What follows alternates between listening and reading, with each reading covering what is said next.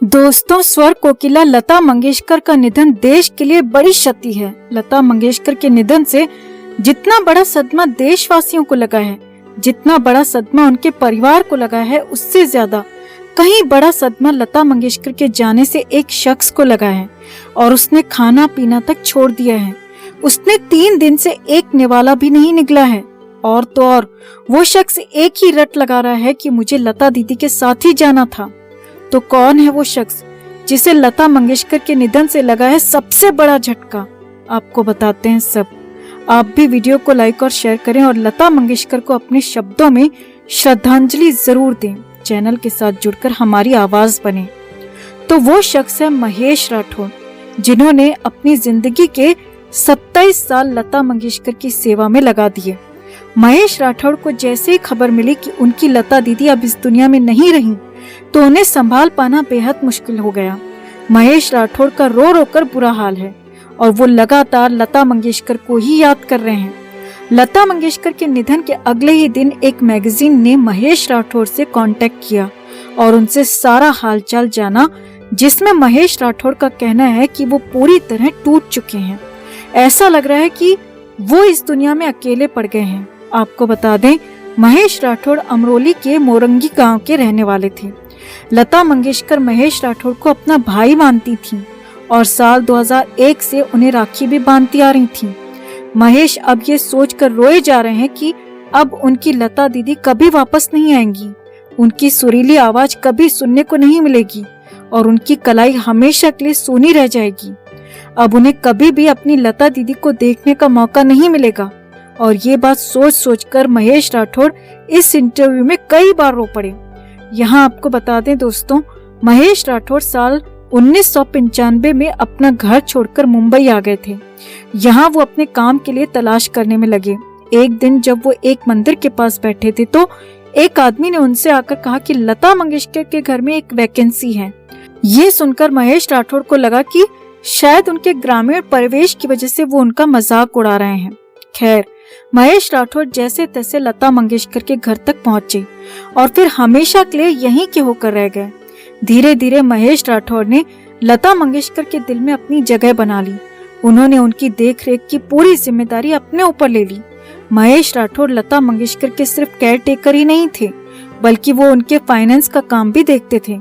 वो लता मंगेशकर के प्रोग्राम भी अरेंज करवाते थे और इस बात का पूरा ख्याल रखते थे कि लता मंगेशकर टाइम पर दवाई लें, टाइम पर खाना खाएं और अपनी नींद भी पूरी करें। हर छोटी से छोटी और बड़ी से बड़ी चीज का ध्यान महेश राठौड़ ही रखते थे और पिछले 27 सालों से वो लगातार लता मंगेशकर के साथ ही रह रहे थे। अब इंटरव्यू में आगे महेश राठौड़ ने बताया कि उनकी लता मंगेशकर के घर में एंट्री कैसे हुई। उन्होंने कहा कि एक पुलिस वाला मुझे राधा कृष्ण देश पांडे के पास ले गया, जो सालों से लता दीदी का काम देख रहा था। उन्होंने मेरा फोन नंबर लिया और 3 दिन बाद मुझे फोन करके लता दीदी के घर प्रभु कुंज आने को कहा। एक छोटे से इंटरव्यू के बाद मुझे लता दीदी के काम के लिए रख लिया गया। शुरुआत में मुझे वहाँ पर ड्राइवर की नौकरी दी गई। महेश राठौड़ ने बताया कि वो दिन में लता दीदी के घर में काम करते थे और रात को अपनी पढ़ाई करते थे। इस तरह उन्होंने कॉमर्स में अपनी ग्रेजुएशन पूरी की। महेश ने कहा कि मैं कई बार सोचता था कि ये नौकरी छोड़कर कुछ और करूं, मगर लता दीदी ने मुझे अपने यहाँ से जाने ही नहीं दिया। वो कहती थी कि मेरी आंखों में ईमानदारी और सच्चाई है। वो कहती थी कि मुझसे अच्छा आदमी उन्हें कोई और नहीं मिलेगा। महेश का कहना है कि उस दिन से लेकर अब तक वो लगातार लता दीदी की सेवा में ही लगे रहे और कभी लता दीदी को छोड़कर जाने के बारे में नहीं सोचा। महेश ने बताया कि जब मेरी लता मंगेशकर के यहाँ नौकरी लगी थी तो मेरे परिवार को पहले तो यकीन ही नहीं हुआ कि मैं इतनी बड़ी हस्ती के यहाँ पर काम करता हूँ। महेश ने बताया कि इस बात पर परिवार को विश्वास दिलाने में मुझे 4 साल लग गए। महेश के मुताबिक जब उन्होंने परिवार को लता दीदी के साथ अपनी तस्वीरें दिखाई, तब जाकर उनके परिवार को विश्वास हुआ कि मैं लता मंगेशकर के यहाँ काम करता हूँ। महेश का कहना है कि मेरे परिवार का लता दीदी से बहुत अटैचमेंट था। लता दीदी ने ही मेरी 3 बेटियों के नाम रखे थे और हर त्योहार पे वो मेरे परिवार को अपने घर पर बुलाती थीं और मेरी बेटियों को बहुत प्यार करती थीं। महेश राठौड़ ने बताया कि साल 2001 में रक्षाबंधन पर मैं अपने चाचा की लड़की से राखी बंधवाने गया था तो लता दीदी का फोन आया और उन्होंने मुझे तुरंत प्रभु कुंज आने को कहा।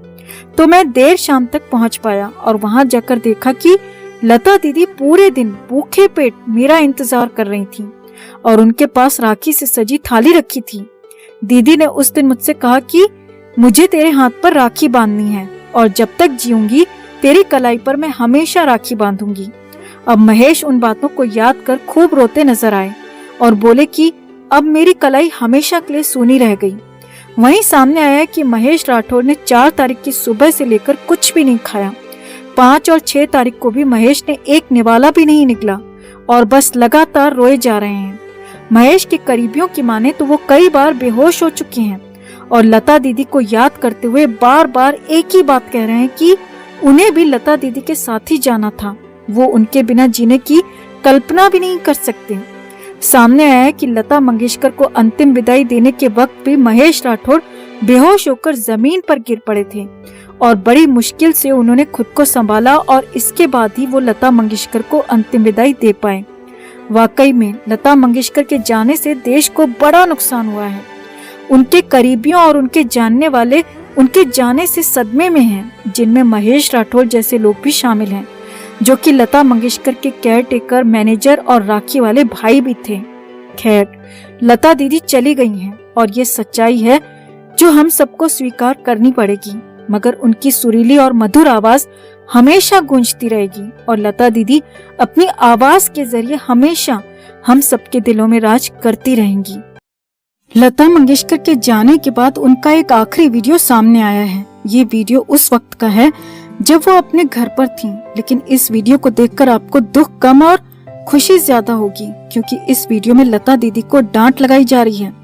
ऐसा क्यों हो रहा है, पहले आप खुद देख लीजिए।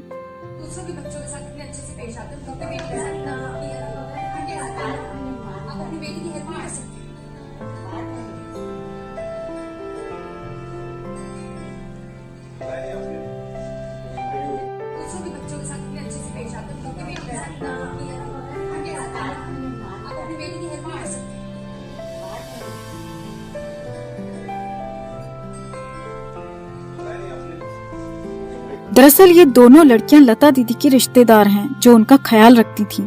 लता दीदी जब बीमार थी तब भी अपना ख्याल छोड़कर दूसरों का ख्याल किया करती थीं। किसने खाना खाया कि नहीं खाया, किसने दवाई ली किसने नहीं ली, इन सब बातों की फिक्र लता दीदी को हमेशा रहती थी। ये वीडियो भी तभी बनाया गया जब वो सबके बारे में पूछ रही थी। इस वजह से लड़कियों ने उन्हें डांट लगाई और उन्हें सबका ध्यान छोड़कर अपना ख्याल रखने को कहा। लता दीदी सिर्फ एक महान सिंगर ही नहीं थी, बल्कि उससे बढ़कर वो एक महान इंसान भी थी। बॉलीवुड में उन्होंने न जाने कितने लोगों की आर्थिक मदद की, न जाने कितने लोगों का हाथ पकड़कर लता दीदी ने उन्हें आगे बढ़ाया। एक बार उनसे जो भी मिलता था बस उनका होकर रह जाता था। यही वजह थी कि उन्हें सब दीदी कहकर बुलाते थे। भले ही लता दीदी इस दुनिया को छोड़कर चली गई हों, लेकिन जब जब भारत में संगीत का जिक्र होगा, लता दीदी का नाम सबसे ऊपर लिया जाएगा।